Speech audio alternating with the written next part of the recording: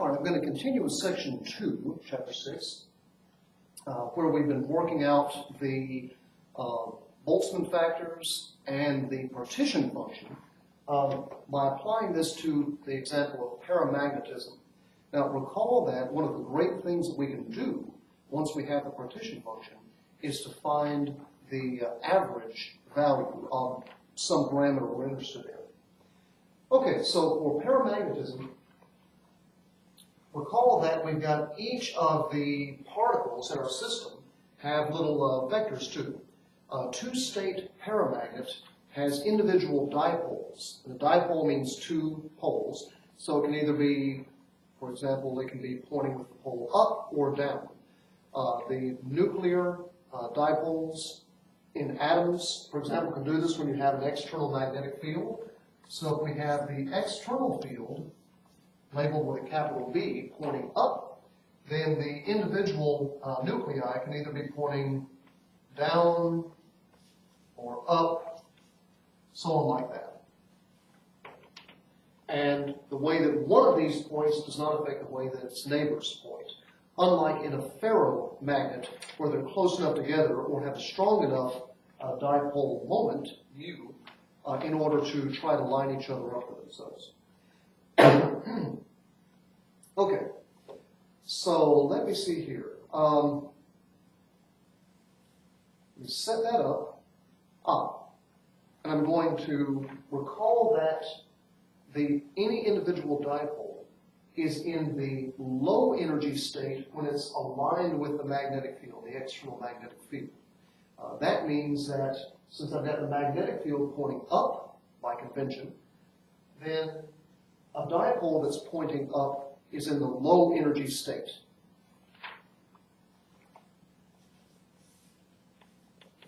So if I plot the energy of these things, they're either going to be in the low energy state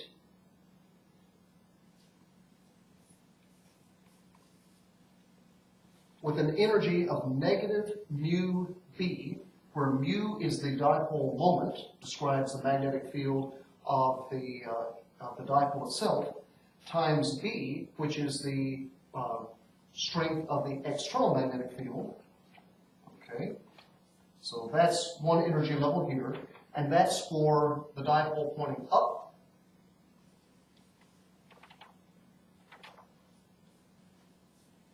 Or if the dipole points down, anti-aligned with the magnetic field,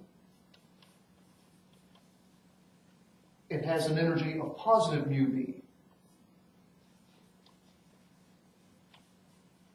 And of course, this is somewhat confusingly resulting in the up has the lower state and the down has the higher state. So I'm giving you that diagram just to make it clear.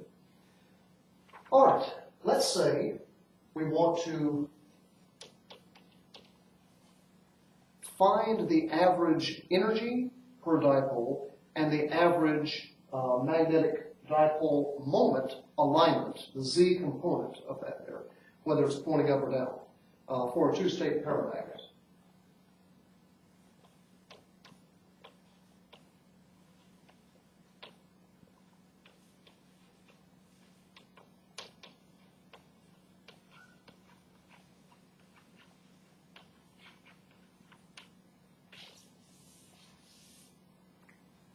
Okay, that's our goal, and so we're going to use the techniques that we developed in the previous lesson. Now, there are two ways we can do this. One is, let's say we're finding the energy, the average energy.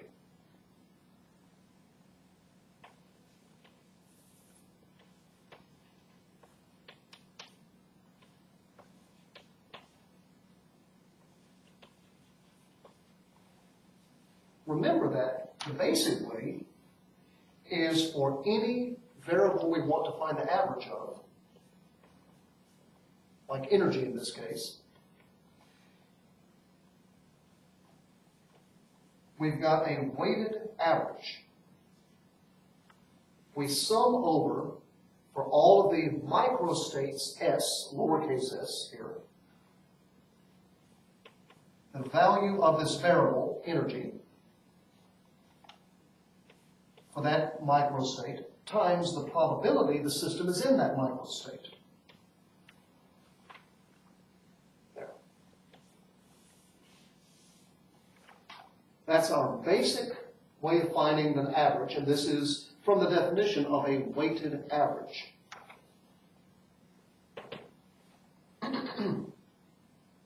Okay.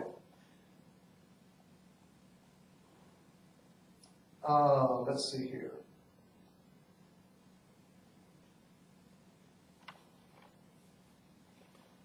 We've got to find out what the probability is. The probability is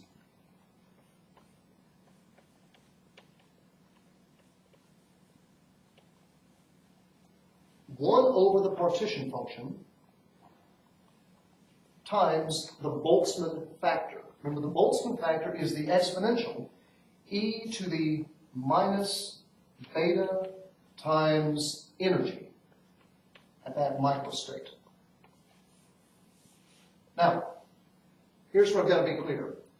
From the definition from the general equation for the average value of something, for the average value of any parameter x, say, you sum up the x, whatever that parameter is for that microstate times the probability. So if it were magnetization, average magnetization, we put magnetization at that state here. But the probability is always 1 over z times e to the minus beta energy of that state. So energy is always going to be in that exponential, no matter what it is that we're finding the average for. Okay. So we've got those two things there. Well, that means what we have to do now is to find the Boltzmann factor is easy enough. And beta, remember, is defined as 1 over kt. And we often put it in there just to make the notation a bit easier. Z, the partition function, recall that it is equal to, by definition, the sum over all microstates S of the Boltzmann factors, e to the minus beta times the energy at each state.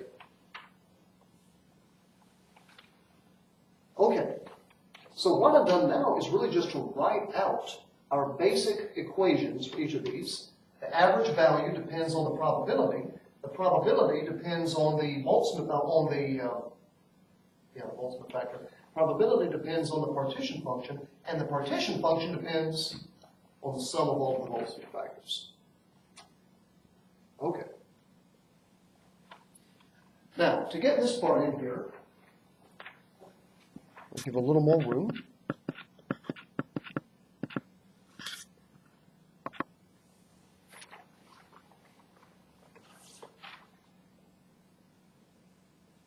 Let's see here.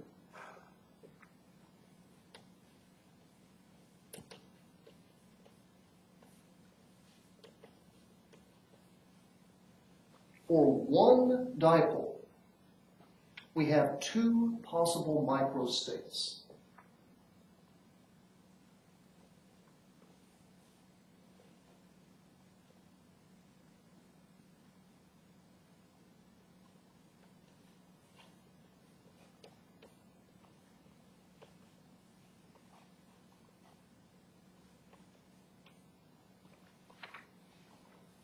S1 and S2, we can label them.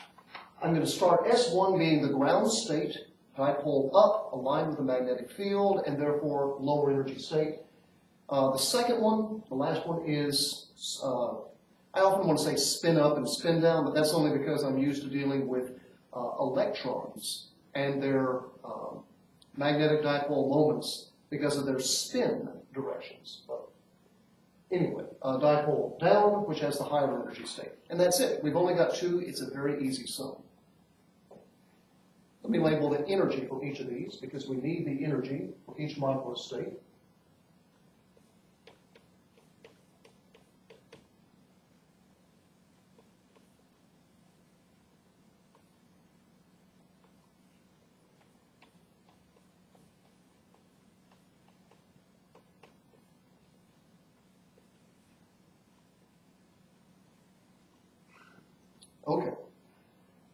let me do the partition function. I do the partition function first, put it into the equation for the probability, and then put that into the equation for the average value.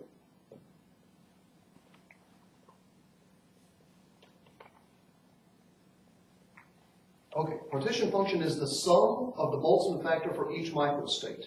So Boltzmann factor for S1 plus the Boltzmann factor for S2.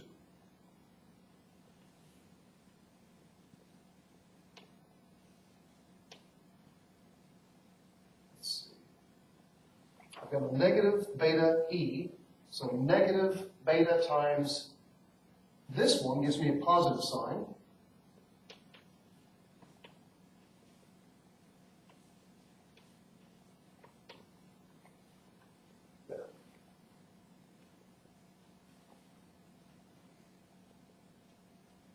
Okay. Notice anything familiar about this here? If you remember the Euler relations,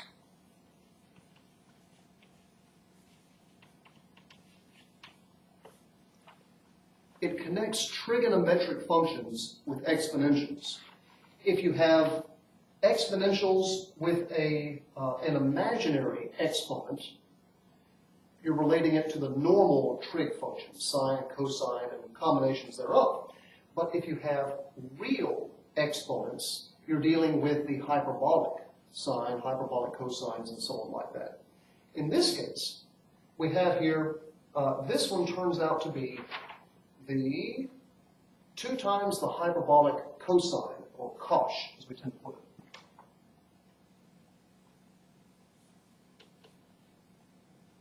So if you had 1/2 times all of that, that would be the hyperbolic cosine of beta mu v. And the cosine and cosh are both symmetrical, even parity functions, so you have a positive sign between them. The sine and and sinh, the hyperbolic sine, have a negative parity, or odd functions.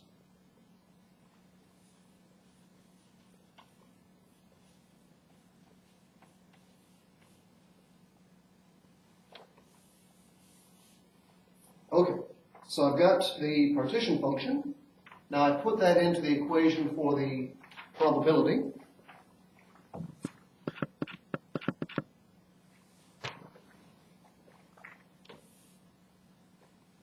So probability is 1 over z times the Boltzmann factor for that state.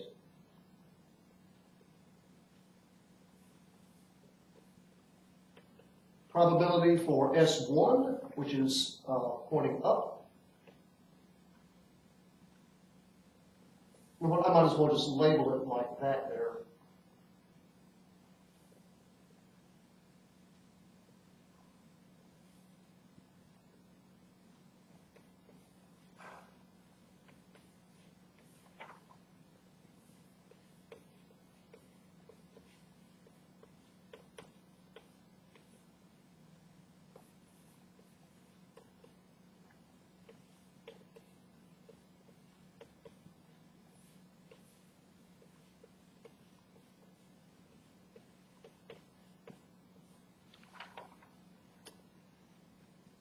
Okay, where z is the denominator in each of these cases.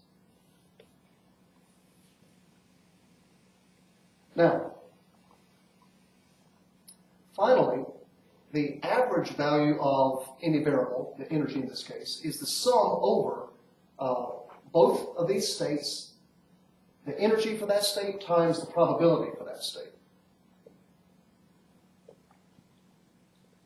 Okay, so recalling that the average energy is sum over microstates of the energy of that microstate times the probability in that microstate. Putting that into this value here. So I've got for dipole up first. Energy for the dipole up is, let me look that back up, negative mu b. Let me write it out in general here. So energy up times probability up plus energy down times probability down.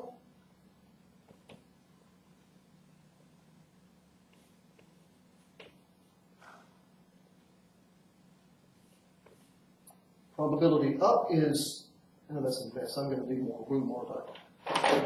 Let me continue this on the next board.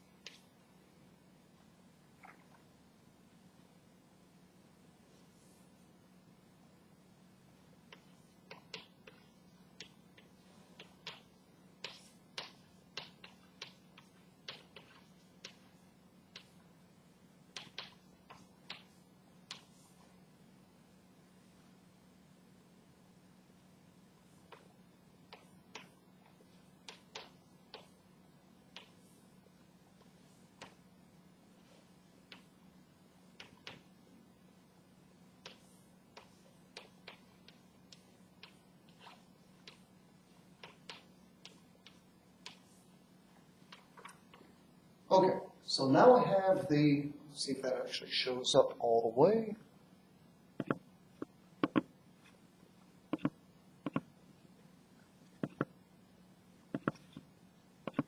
There.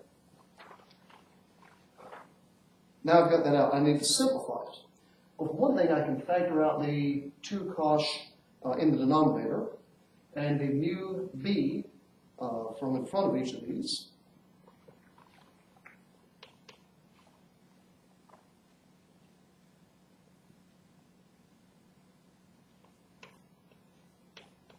In fact, I'll factor out a negative mu b for reasons that will become clear in a moment.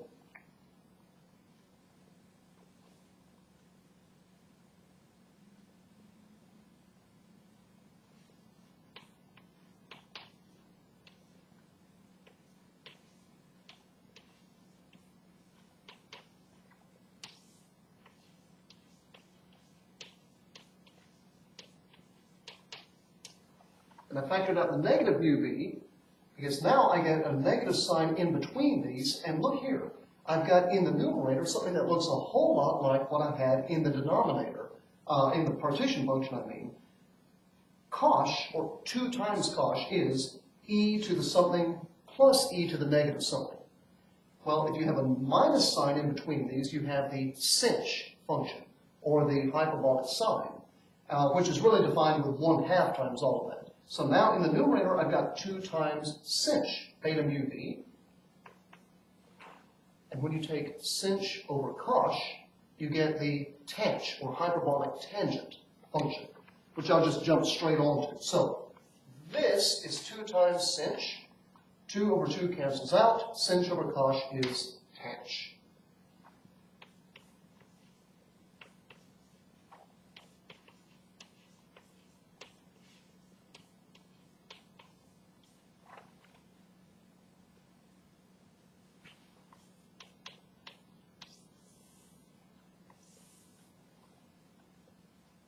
Okay. It was several steps, 2 boards worth. Not too bad, really. But there's an easier way. If we're doing energy, which of course is what we're doing right here, there's an easier way we can get the average value of the energy in 3 or 4 steps.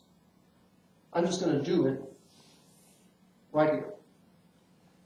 Recall that for energy, and for energy only,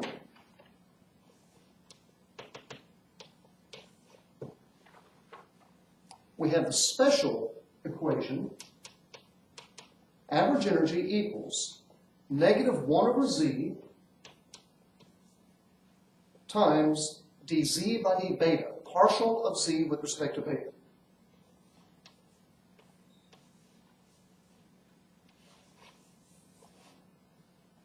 Only works for the energy. Well, okay, And to tell you the truth, I had to find z first.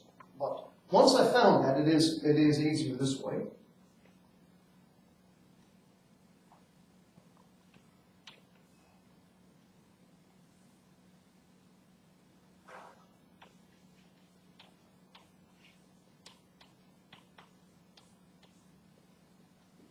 Make sure that I've got room on this board. Yes?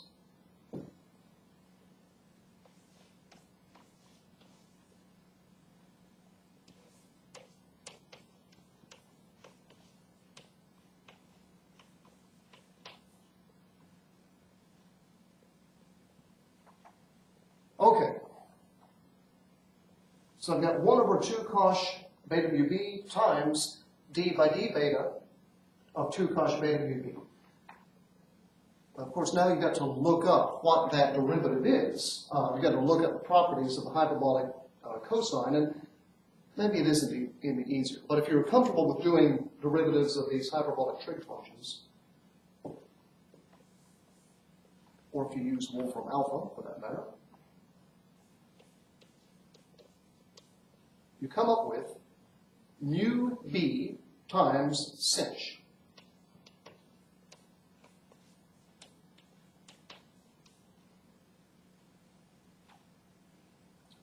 Okay. Also, I can factor out the 2, pull it outside the derivative, and it cancels with that one there, and I'm left with negative mu b, times sinh over cosh. Sinh over cosh is tanh.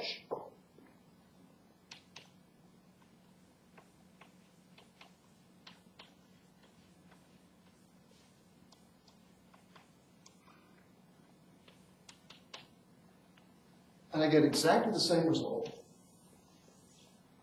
that I had here. This one involves a bit of calculus. The other one involves more steps. Okay. Now, once we have the average energy, we can do something with it.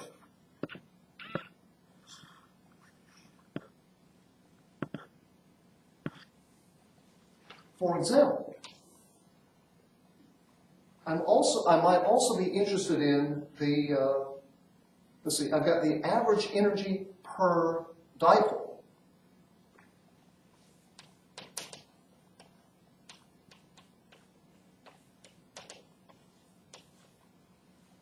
And I can use that to find the total energy of the system. Remember that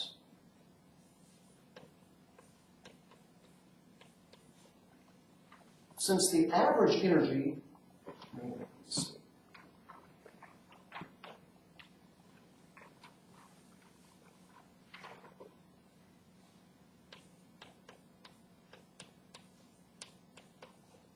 average is the total divided by the number.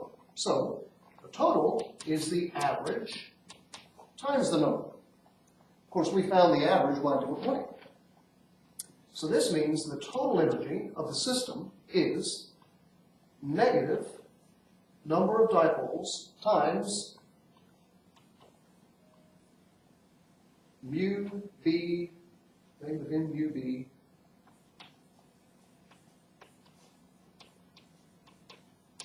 times tanh beta mu b.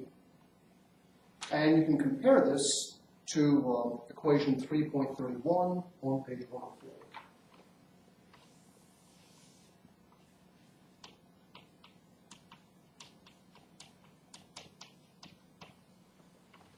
Okay. The next thing I want to do is to find the average magnetic moment per particle, per dipole. On average, which way are they pointing? Up, down, or whatever?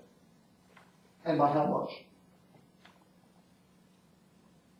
Let's see. I think to make this easier, I'm going to go back to the first board.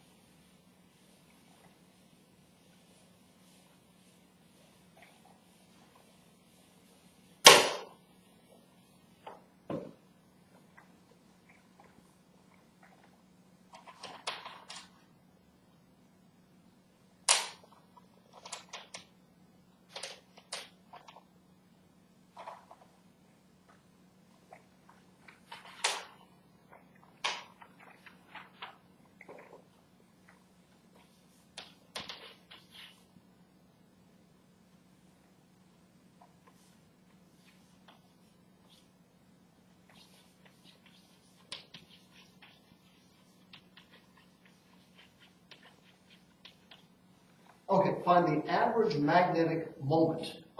Subscript z means with respect to the z, or vertical axis, because that's how we've got it lined up here.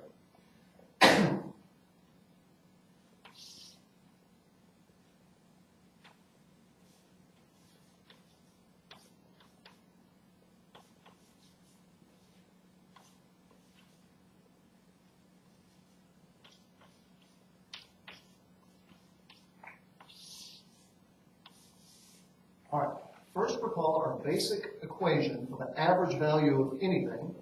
You sum over the microstates of the product of the value of that you're interested in at that microstate times the probability of the system being in the microstate, a weighted average.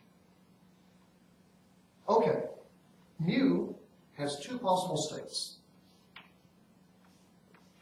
Well, for the different microstates, there are two values of mu. It can be either positive mu for dipole up, or negative mu for state number 2, dipole down, S1 and S2.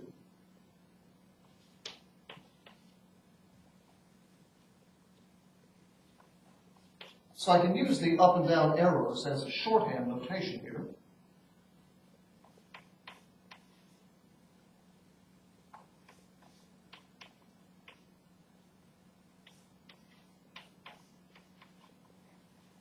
Okay, state 1, state 2. Notice the negative sign is state 2 comes from there. Remember the probabilities that we calculated just 5 minutes ago or so, where we can put those in here as well. The probability, it doesn't matter which thing we're trying to average over. The probabilities depend on the Boltzmann factors, which depend on the energy. So it's the same for any average that we're doing. So I'm going to pull those 1 over z times the Boltzmann factors for p up and p down, probability up, probability down, and of course we can just factor this out, and we come up with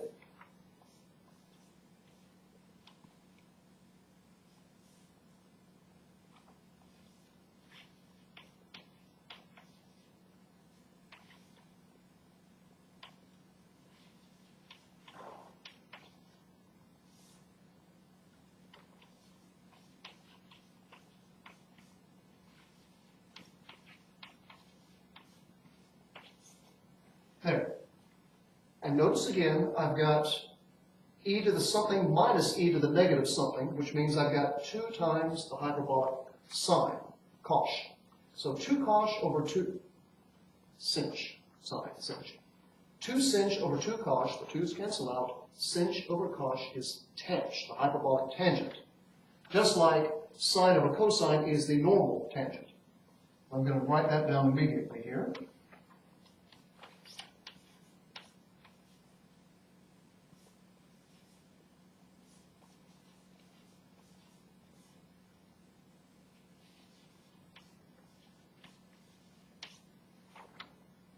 There. See, once you've got the partition function, it's actually very quick to do all of these other things. The partition function might take a little bit of calculation, depending on the system. Everything else falls out very nicely from it. Now, just like when we found the average energy per dipole, we were able to get the total energy of the system from that by multiplying by the number of dipoles. Well, given the average magnetic moment, we can find the total, we don't call it total magnetic moment, but the total magnetization.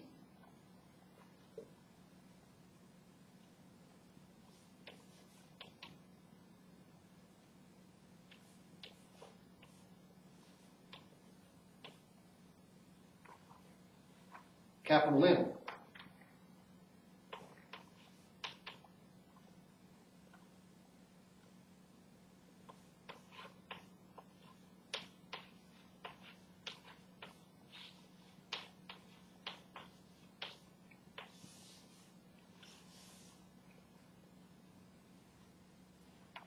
And that comes very easily.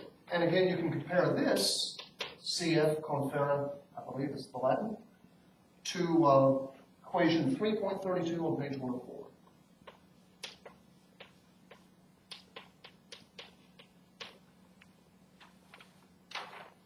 Okay, that's our two-state paramagnet.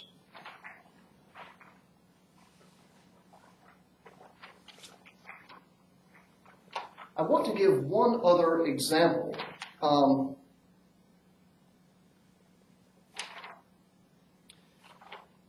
And I think that I can explain this in a way that is not as clear in the book. There's an interesting little, it's not so much a trick, but an approach that I use.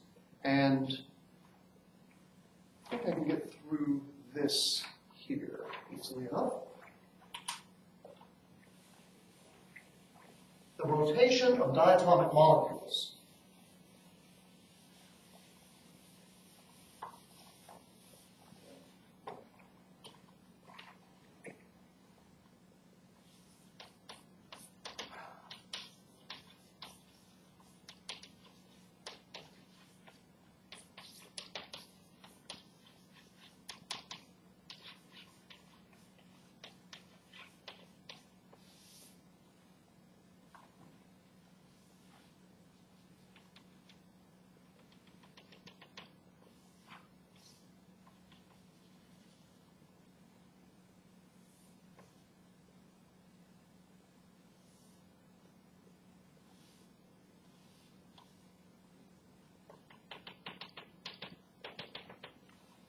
Okay, diatomic molecules can rotate, and we have quantum mechanics means, quantum mechanics tells us that the rotational kinetic energy of these, it can't take on just any old value. Like if you took a bicycle wheel and you spun it, you could spin it slowly, more quickly. There are an infinite number of speeds at which you could have it rotate. Now at the quantum mechanical level, those speeds are quantized, and so the kinetic energies are quantized.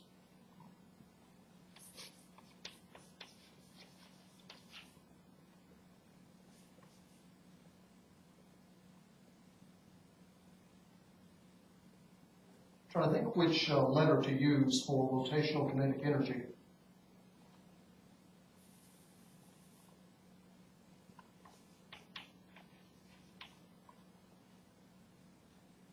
I think I'll just use E sub rotational.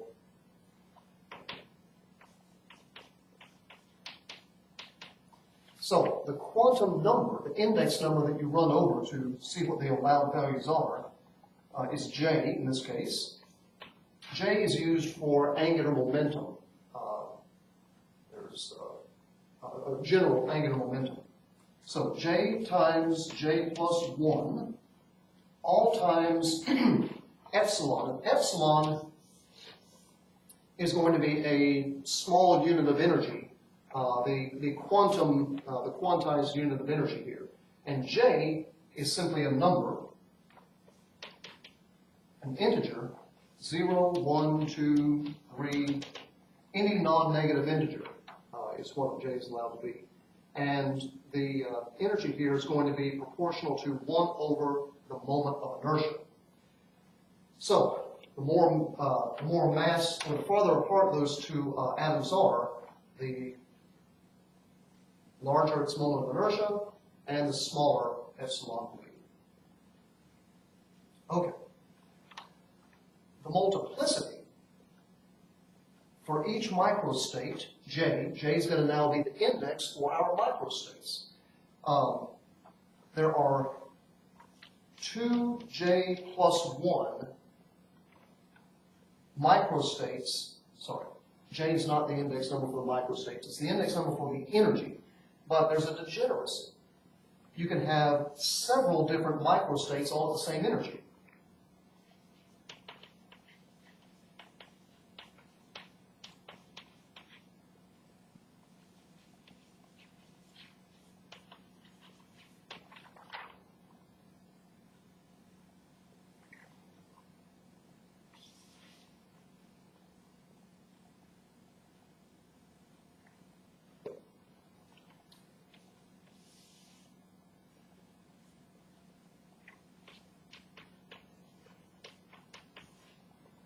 For example, in the ground state, we have, we can only have J equals 0 as the ground state.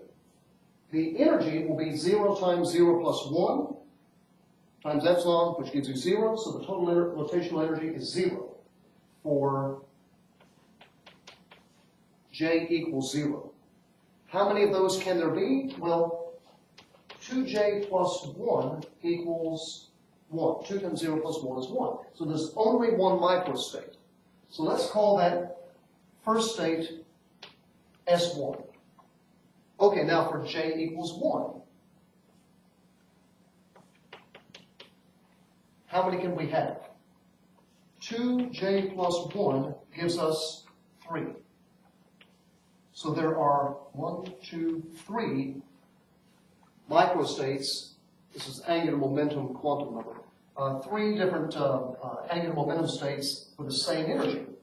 And that energy is going to have 1 times 1 plus 1, so that's 2 times epsilon. And I'm graphing out the energy here. Rotational kinetic energy. Okay? For J equals 2. Oh, this will be, so S1, so S2, S3, S4. For angular momentum 2, I'm going to have 5 possible states. 1, 2, 3, 4, 5 for a short bit. S3, S4, S5, S6, S7, S8, and S9. And it goes on like that. Energy is going to be 6 epsilon. You calculate it from here. And finally, I'll put for J equals 3, you're going to wind up with 12 epsilon, 7 states. Yeah. 1, 2, 3, 4, 5, 6, 7.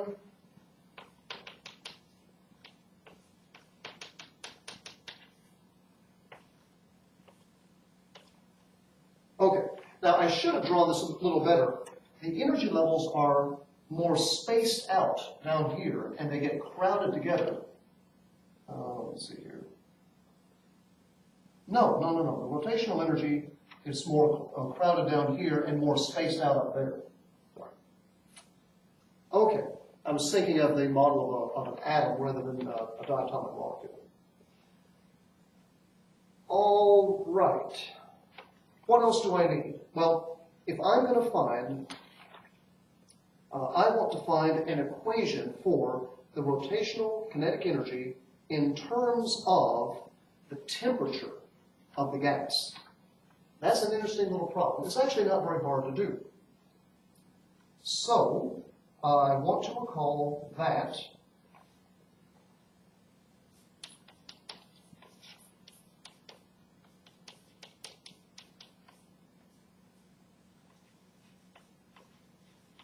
so energy in terms of the temperature of the gas.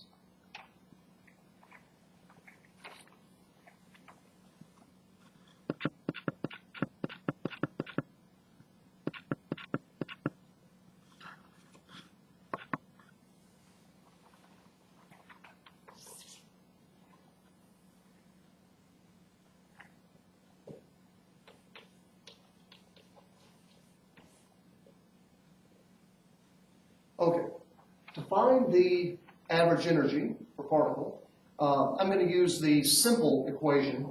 I could put it in terms of the average energy is sum over energy times probability, sum over all the microstates. Boy, there are a lot of microstates, so it's easier if I use the derivative version, which only works for the energy.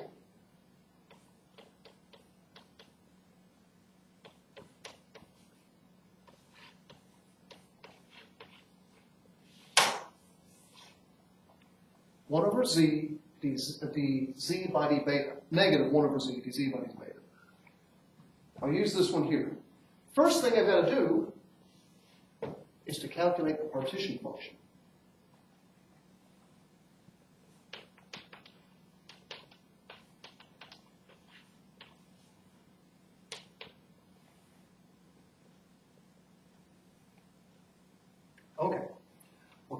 basic definition of the partition function.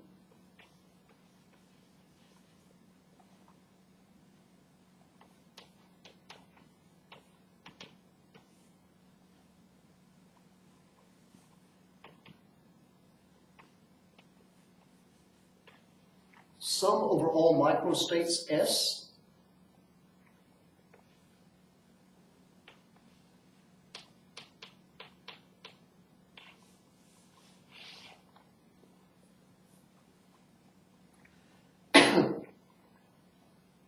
of the Boltzmann factor for that microstate S. Now, the thing we've got here is this is a sum over the microstates, not a sum over the energy states.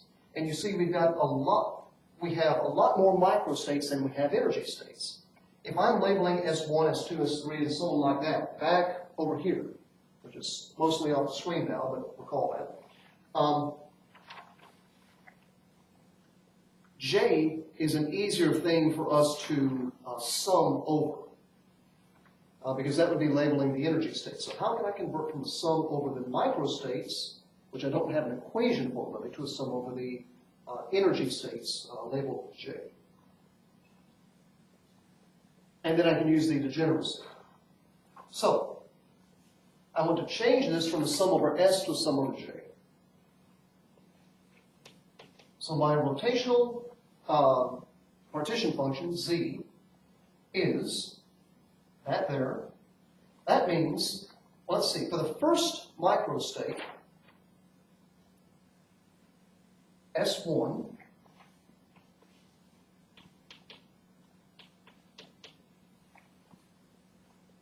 is in the first energy state with J equals 0.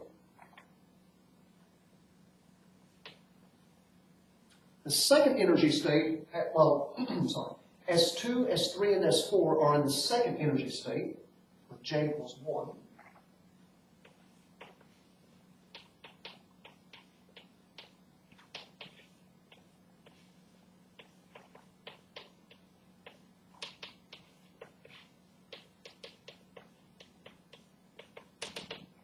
Okay. So that's J equals 0. That's J equals 1. See, I'm grouping them. And then I would have for J equals 2, I'd have a bunch of others and so on, and I'm running out of room. So now I regroup these.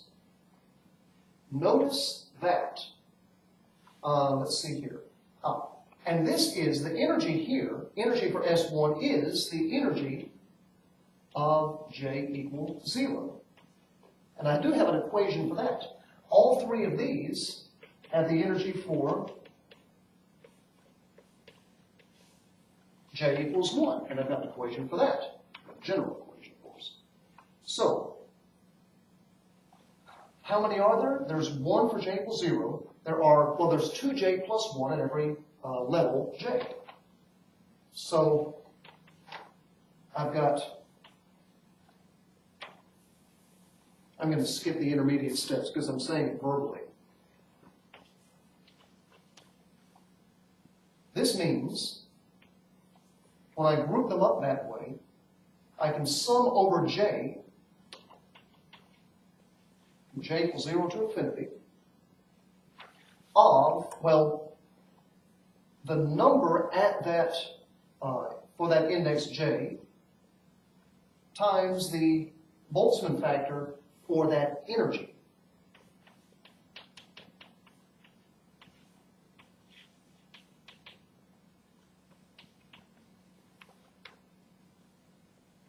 There. And since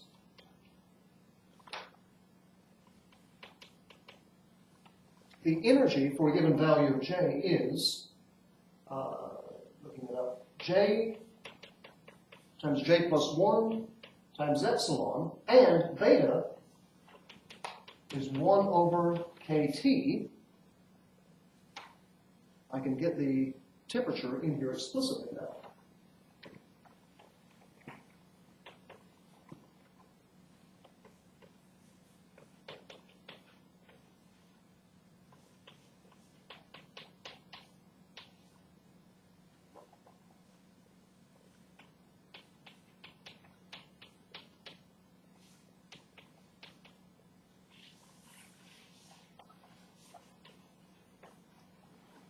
Okay, notice the negative sign which comes from the Boltzmann factor. Now, I'm actually going to do this sum, which is, no, I can't actually evaluate this, solve this analytically, meaning to get a general equation out of it. But for a given temperature, if you pick the temperature, you can get a numerical value. You can calculate it numerically. Well, the higher, let's see, the smaller epsilon over kT, and therefore the larger kT over epsilon is. Because if we're changing the temperature, then I want to look at the ratio of kT to epsilon. So temperature expressed in energy units, kT is in units of energy together, divided by the characteristic, the quantized energy there.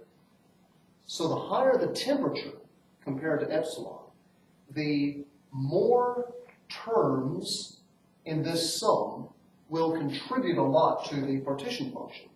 If the temperature is very low, then I only wind up with the first few terms in J that add much at all to Z, and then the higher terms, they're insignificant.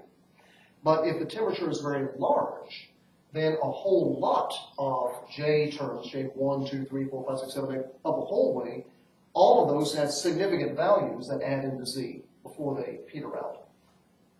Let me show you what this looks like.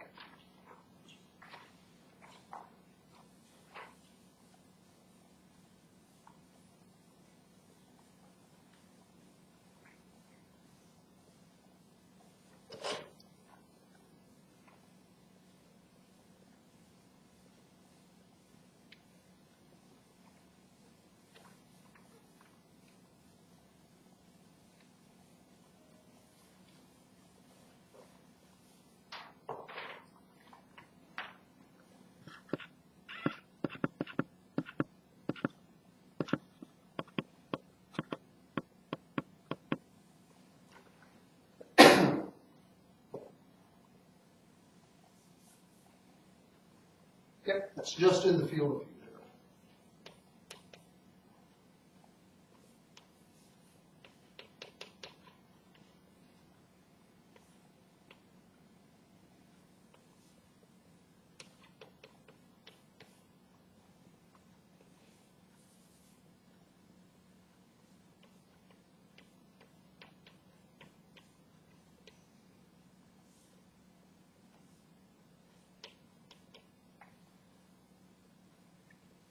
All right, there's our partition function. And if you were to write a computer program or just use a spreadsheet like Excel and make a histogram, a bar chart, of what each of these terms here in the sum, in the total sum, look like as a function of J,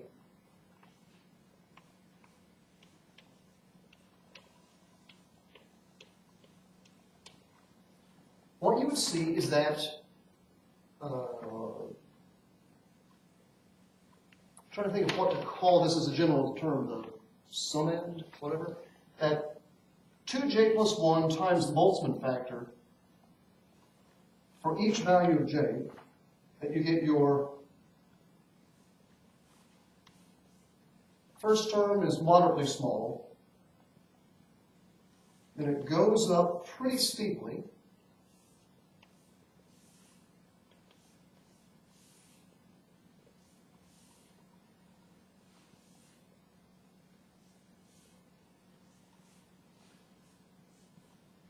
and then peters on off like this.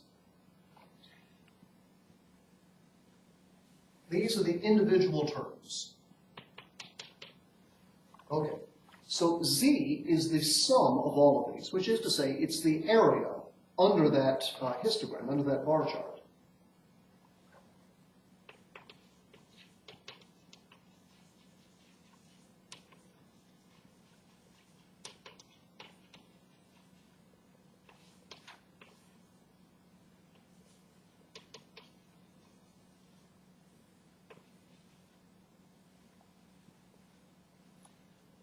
Okay, now, J times J plus 1 is just a number. It's dimensionless. Physics goes on in epsilon over kT. Epsilon and kT are both in units of energy. So the ratio, this dimensionless ratio, is very interesting.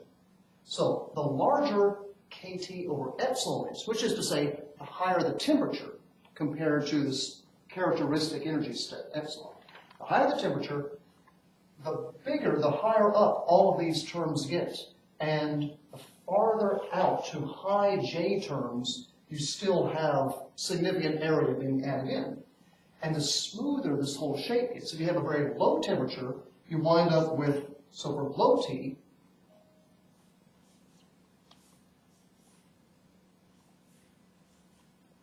maybe you've only got a few terms that contribute much at all. For a larger temperature, you get a lot of terms, and you have to take account of them, but it also gets smoother. You can kind of approximate it by a smooth function. And that's what we're going to do. It's going to be easier to evaluate this as an integral over this smooth function, which we can approximate. So here's the thing. Now I said Z was the area. Really, it's the sum of all of these. But what is, if we wanted to look at it as the area, if we're going to do an integral, it's an area. Well, what's the area of each one of these bars? It's the width times the height. The height is this term here. The width is simply 1. Well, more specifically, though, it's delta J, which happens to be the same for all of them, and which happens to be 1, because we're going over these integers. So that's actually kind of neat.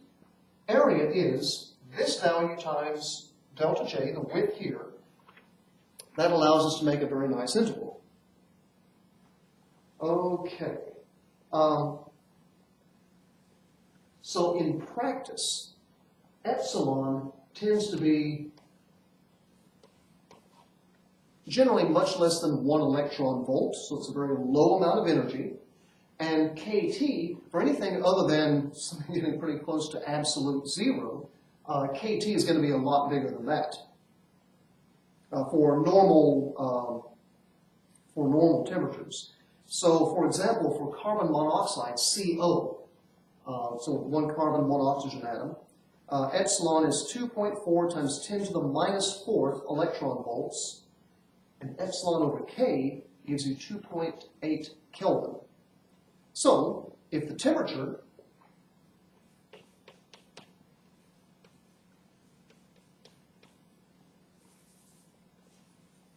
is much greater than epsilon over K, then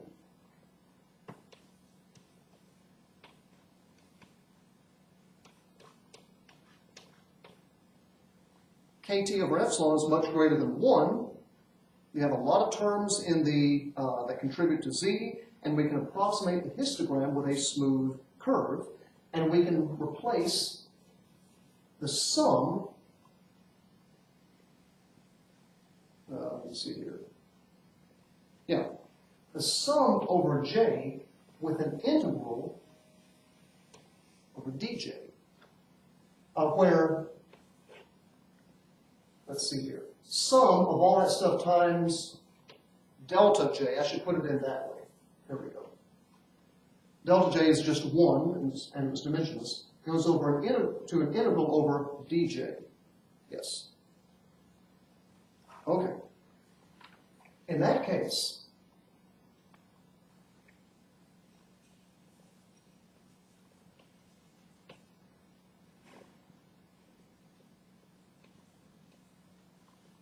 if I multiply this by delta J, so I've got the area, and delta J is 1, so I'm not changing anything at all. Then this becomes approximately an integral from J equals 0 to J equals infinity of, well, the same integrand here, the summand,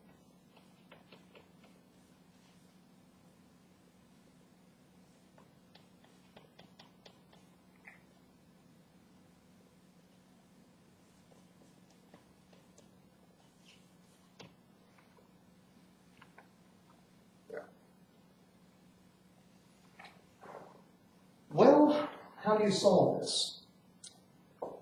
It's not immediately obvious. We're going to do a substitution of variables. Let me see if I need some space here. I do need some space here.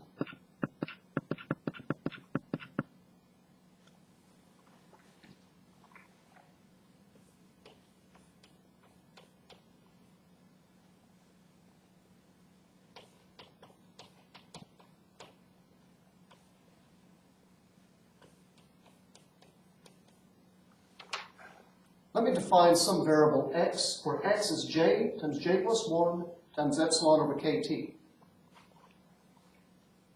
So that gets me the exponent. So I'm going to have e to the minus x. Now, I can integrate e to the minus x pretty well.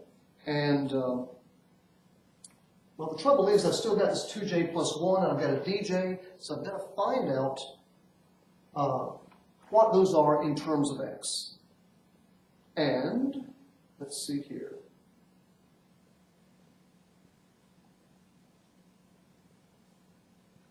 No, okay. We simply have to do that. So you would have to solve for 2j plus 1 in terms of x, turn that equation around there. I have to skip over those steps, which take a few more spaces. And you find out that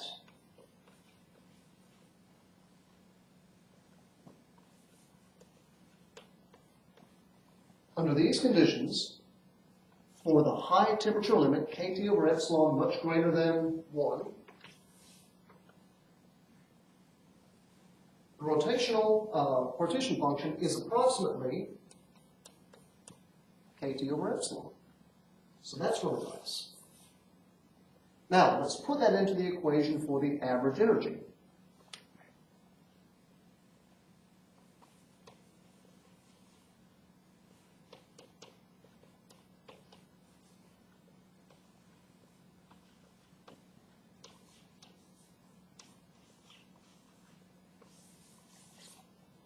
There's my easy equation for the average energy.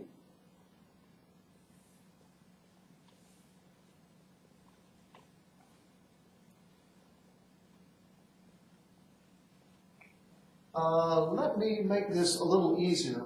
Remember that beta is 1 over kT. So what I've got here is 1 over beta epsilon. And that's going to make it easier to take this derivative after all. Okay, you do that. And you wind up with, I won't show the steps here, but it takes about 2 steps, and that's all. 1 over z, negative 1 over z is negative beta epsilon, so I'll be out front. And then d by d beta of 1 over beta epsilon, and you wind up with simply 1 over beta, which is, and it's positive 1 over beta, so it's kT. Which means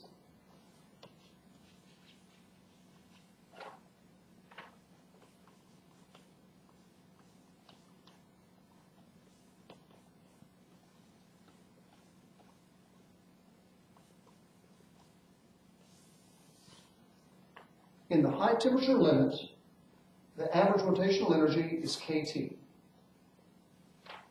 Now think about that for a second. kT. If I looked at the equal partition function, it says that you get 1/2 kT per degree of freedom, per quadratic degree of freedom. How many quadratic degrees of freedom are there for a diatomic molecule? Well, you could have it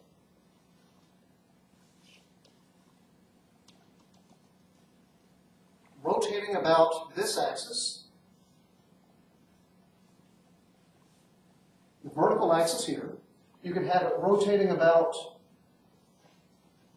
an axis coming out of the board there. You can't, though, have it rotating about, let's see if I've got room for this. Let's see, we'll draw the bar connecting from there. You cannot have it rotating about its axis of symmetry, because that violates the rules of quantum mechanics. And in classical mechanics, you can think of that very crudely in terms that it has no moment of inertia around its axis of symmetry because the atoms are considered to be point-like. And if you try to calculate the moment of inertia that way, you'd wind up with effectively 0. So, you get 1/2 kT per degree of freedom. There are 2 degrees of freedom. You get kT total.